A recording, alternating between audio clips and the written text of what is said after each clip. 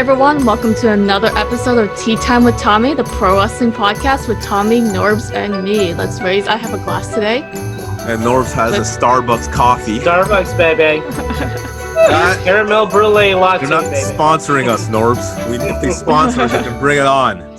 Yeah, you're giving them free promo right now. Yeah, we're giving you free promos, Starbucks. Yep. Better give us free gift cards. Oh yeah, especially for the winter season coming up, you know, just to give gifts to like the family. I don't want to be paying for anything.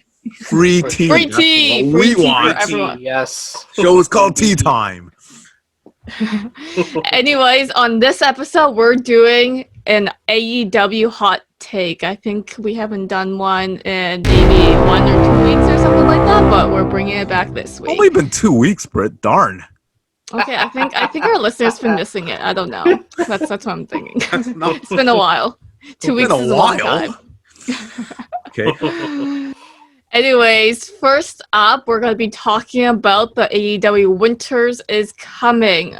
So, first up, let's talk about legendary Sting's surprise appearance last week. What do you guys think? NORBZ, I always hog and go first. You go first this time, man.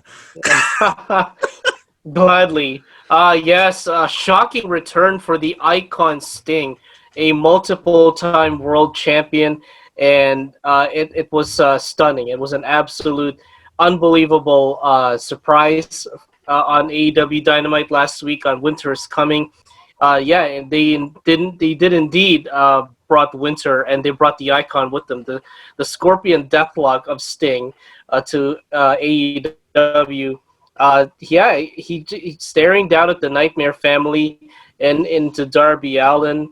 You know, we have not seen Sting in quite some time since he was with WWE, and sadly his career got buried there in WWE, but now has been resurrected in AEW.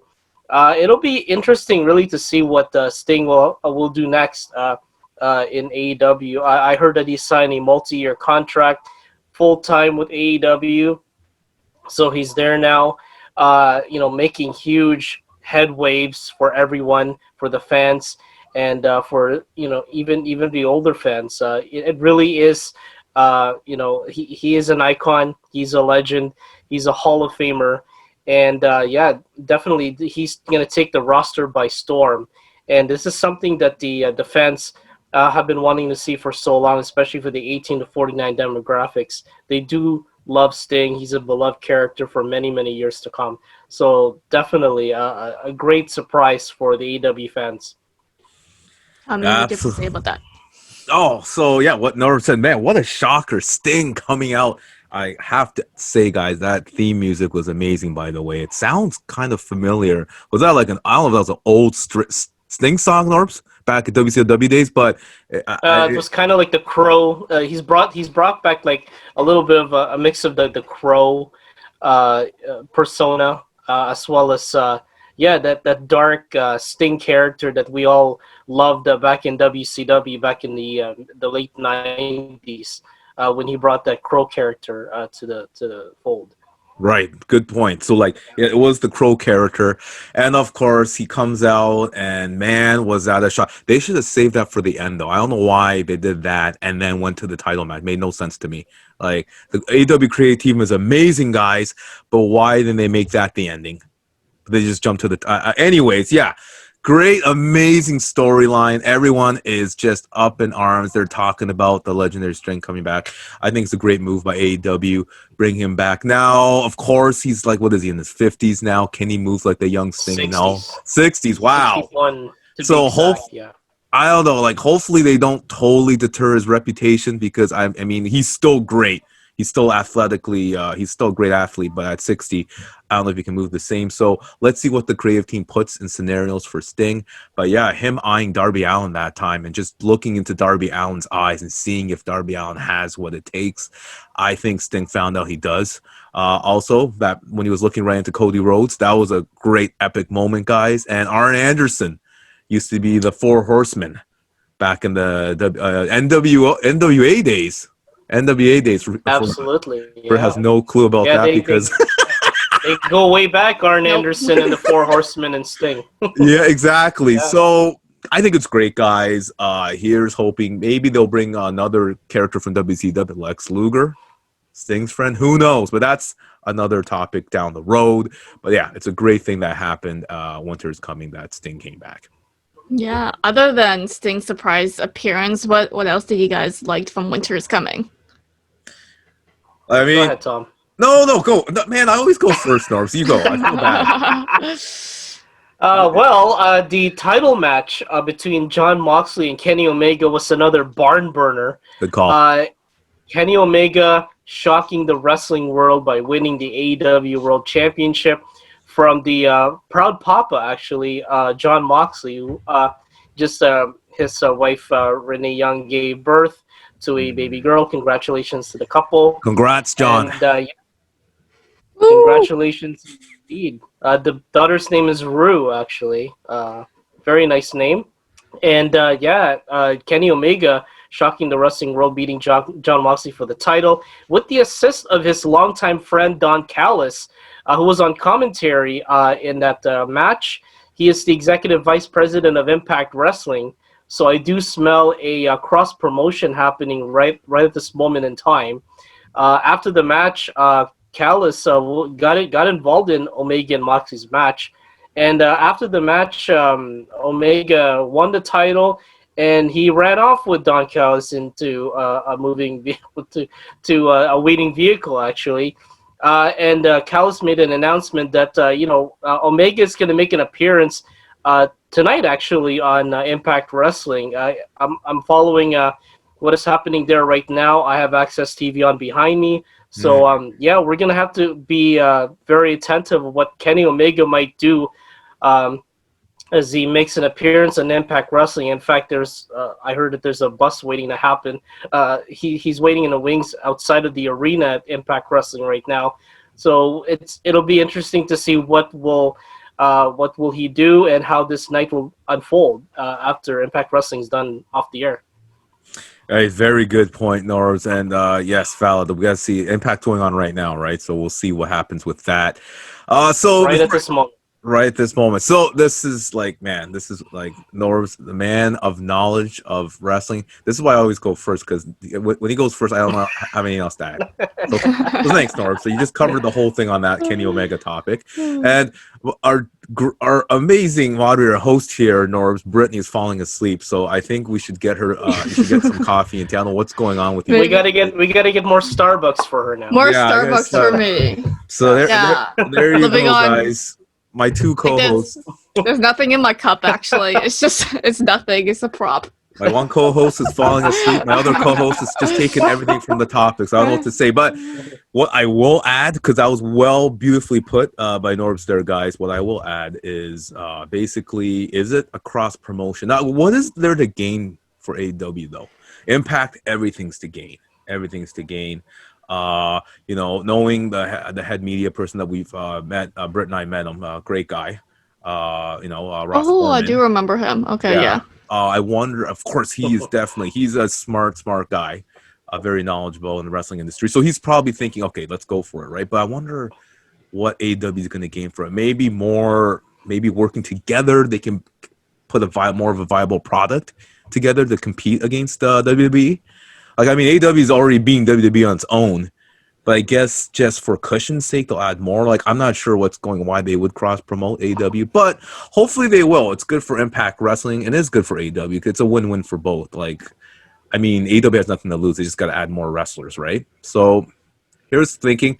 It looks like it. I agree with Norbs, guys. It looks like it's a cross-promotion. Why would Kenny Omega be there unless he pulls this ridiculous stunt back in the days of Ravishing Rude did or Medusa did, where he's going to say, haha, AEW, take that. Like, I mean, I don't see that happening. So unless it's a ridiculous stunt like that, yeah, I definitely see it as a cross promotion. Let's see what happens now. Let's see, guys. Yeah, let's see what's happening. Anyways, next on our list of topics, we have AEW is not interested in signing Tessa Blanchard. Tell me who the heck Tessa Blanchard is. Not going well at all. No more coffee for Britt there, North. Yeah.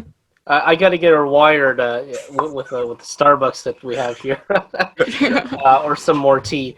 Anyway, Tessa Blanchard is a tremendous talent, well known around the indie wrestling circuit. She's a former Knockouts champion on Impact Wrestling, and she's the daughter of legendary Hall of Famer Tully Blanchard.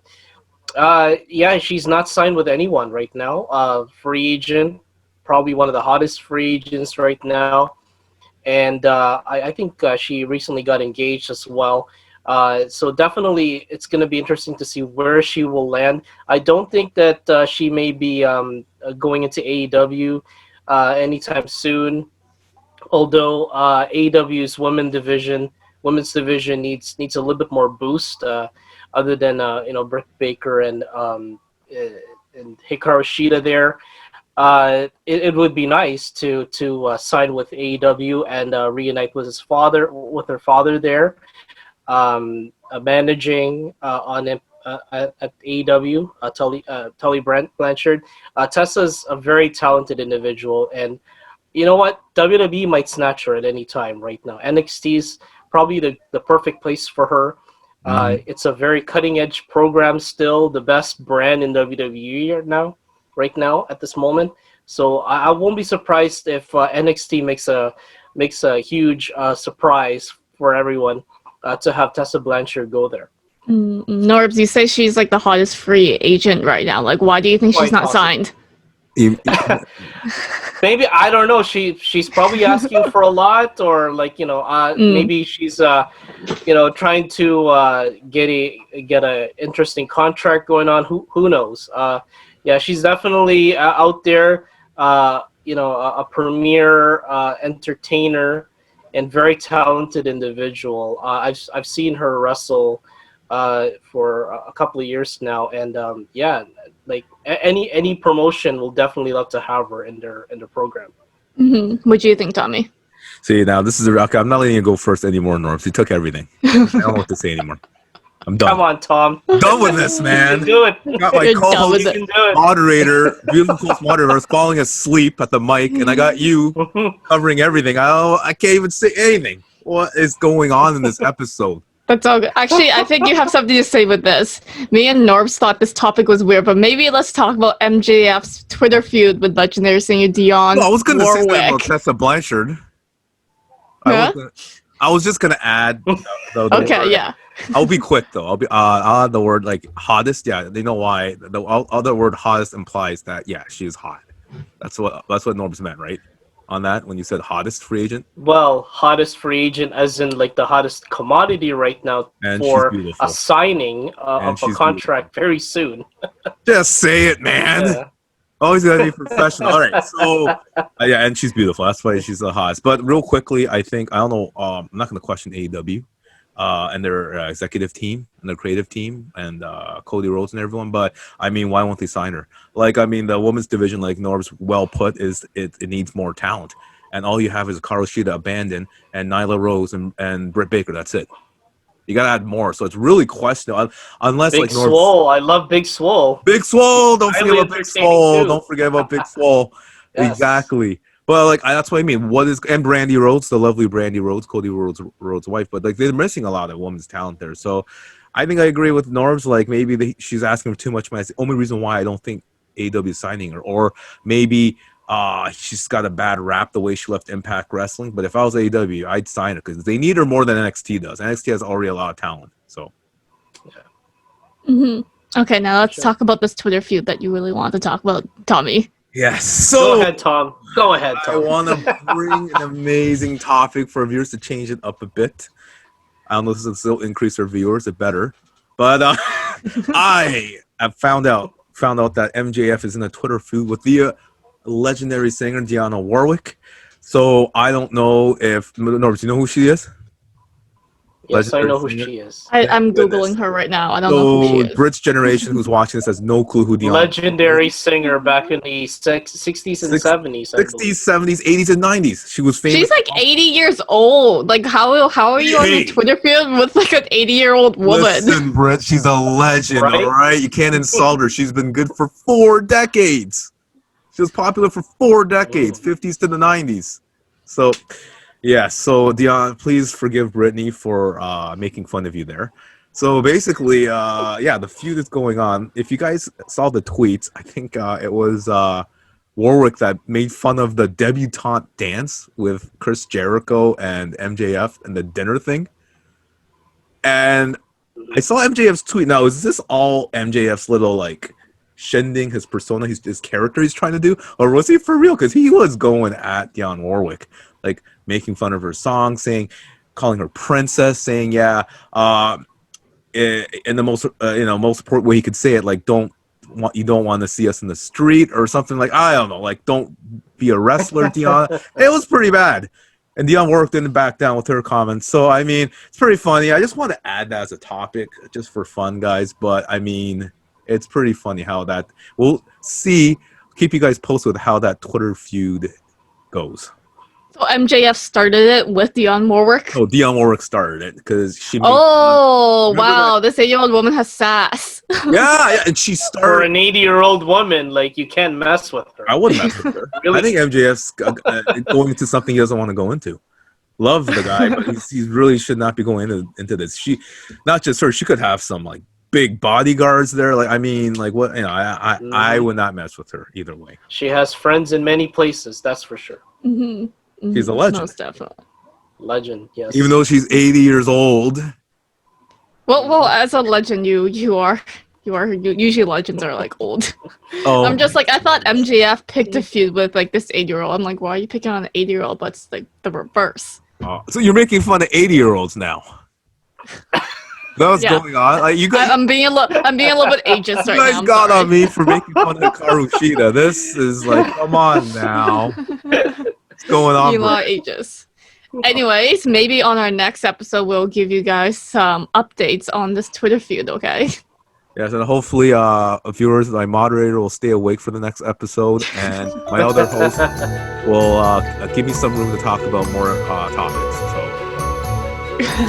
Well, that's a wrap on this episode of Tea Time with Tommy, the Pro Wrestling Podcast, with Tommy, NORBZ, and me. Cheers. See you guys next week. Take care, guys.